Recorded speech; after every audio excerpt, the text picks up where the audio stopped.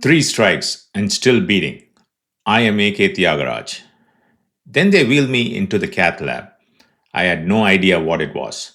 Just another sterile room with intimidating machines, cold lighting, and people in scrubs who looked way too relaxed for what they were about to do. I'd soon learned that hospitals are giant labyrinths, each hallway leading into a new wing with its own acronym: Cath Lab, Echo, ICU, CCU, PACU, Step Down. It's like Hogwarts, but instead of spells, they use catheters and insurance codes. You don't just go to the hospital, you progress through it like levels in a video game. Each level has its own boss, its own rules, and its own version of hell. The Cath Lab was my level 1. They parked me under a massive ceiling mounted camera, like a robotic arm from a sci fi movie. I half expected it to start talking. Someone asked me to shift from the gurney to the table. I remember thinking, if I could shift, I wouldn't be here, would I? But I did, because of course I did. Even in a crisis, I'm still the good Indian kid who follows instructions. Back then, I thought Cath Lab was short for Catholic Laboratory. I didn't know what the hell was going on. Now, I could give guided tours. I know every wing, every machine, every acronym. Fuck, I could probably operate half of them. Need an EKG? I got you. Hook somebody to telemetry? I can wing it. Explain what a step down unit is? Pull up a chair. At this point, if hospitals gave out loyalty punch cards, I'd be due for a free stent and a large coffee. I've given hospitals so much business, I'm pretty sure they added another wing just to keep up. Only thing is, they didn't name it after me. Maybe they are waiting until I die. Welcome to the Tyagaraja Cardiac Games Coliseum. Tagline: Gladiator versus Heart. Free with admission. A gown that opens in the back, salt free soup, and a complimentary sense of existential dread. If I ever get a plaque on a wall, I wanted to say, he kept coming back, not because he wanted to, but because his heart wouldn't quit fucking with him. I don't remember how many there were in the room: 4 doctors, maybe 2 nurses, or 2 nurses and 2 doctors. Could have been a stadium for all I knew. They said they were going to start sedation. And I'm thinking, why tell me now? Didn't I already sign away my life and possibly my daughters in those consent forms? I'm not even sure I read them. I might have signed up to donate a kidney, do a TED talk, or launch into space for frequent flyer miles. They started sedation. 1 minute I was lying there, half naked, just shaved, cracking sarcastic thoughts in my head. And the next, nothing. Maybe I heard music, muted, drifting, or maybe it was just the buzzing in my head as I faded out. Were the doctors and nurses having a party for my heart attack? I didn't know they were allowed to have fun. What's next? An open bar next to all the great drugs they have? I came to briefly. Blurs, shadows, voices. Then I slipped under again. And I have to say, sedation, kind of magical, gave my body a break. More importantly, gave my brain a break. A break from pain, a break from panic, and yes, a break from obsessing about canceling that damn Airbnb. Because let's be real, I was about to have my arteries scoped like clogged plumbing, and I was still worried about the cancellation policy. I woke up after the procedure, barely. My wife was there, my daughters too. The doctor stood next to me, and the only thought running through my head: I am fucking alive. Now what? I wasn't relieved. I wasn't grateful. I was Blank.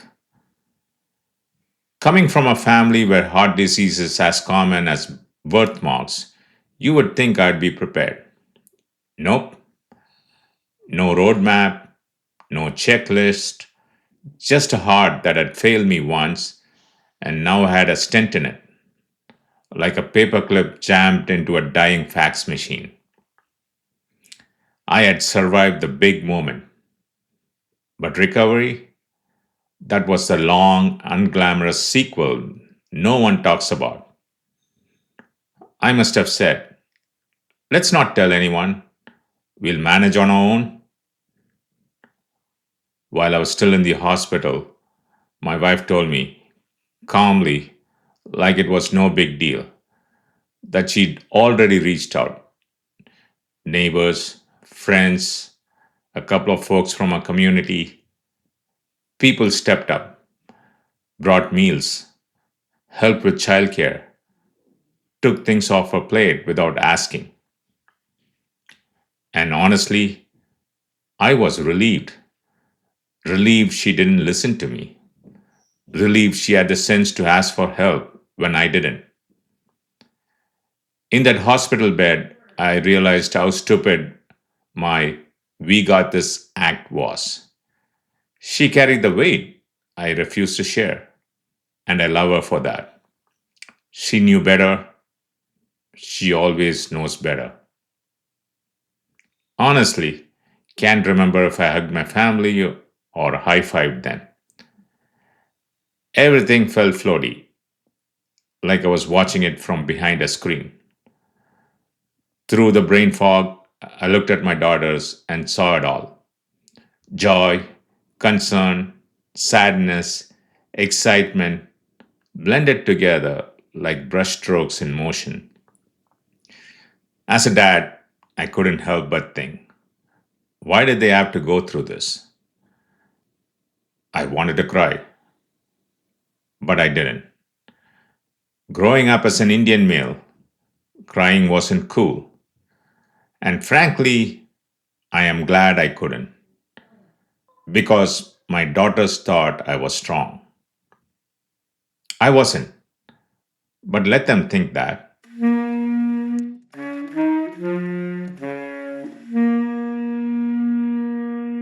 The doctor leaned in and said, your artery was severely blocked. It took me a long time to clean it up and place a stent. And I'm lying there thinking, damn, don't you guys have medical grade Drano for that? A power washer, maybe a roto rooter? Didn't say it out aloud. I was too tired. But the sarcasm, still fully functional. Body might have failed me, but my sarcasm was intact. Then he looked at me, serious now, and asked, why didn't you come in earlier? And I was like, dude, does it matter? You clean the artery, put in the stent, and I'm alive. Job done, right? He didn't smile. He said, because you waited, a significant portion of your heart is damaged. Scar tissue, dead zones, some parts won't work the same again. That struck me. I was shocked, not just by the damage, but by the fact that my heart even had muscles. I mean, no one told me that. If I had known, I would have thrown it into my 2 day workout plan, right between biceps and abs. That news hit me harder than the heart attack itself. Severely damaged heart muscles, multiple levels, multiple zones, like a building hit by an earthquake. Still standing, but unstable in ways I didn't understand. I didn't cry. I didn't scream. I just froze. It's a kind of a weird shock when you realize your body isn't just hurt, it's permanently changed. that no matter how good you feel now, part of you is gone. Dead tissue, scarred muscle, no redo, no reboot. No one prepares you for that part. After the doctor left, I looked at my wife and told her, all these years, you thought I was heartless. Now I have medical proof I actually have a heart. She gave me that look, the one that says, of all the men in the world, I married this ding dong. That night, I was alone. Post op, monitors beeping, nurses in and out.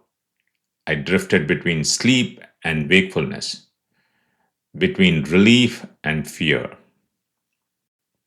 I was happy I was alive for my wife, for my daughters, but underneath that relief, something darker took root, a kind of dread. Will I ever be the same again? Walk the same? Laugh the same? Can I still joke with my daughters the same way? Nobody tells you how loud the silence is after a heart attack. If this episode landed with you, take a few seconds to leave a review on Apple or Spotify podcasts and also let others know. It will help the right people find it. And honestly, it will help me keep going too.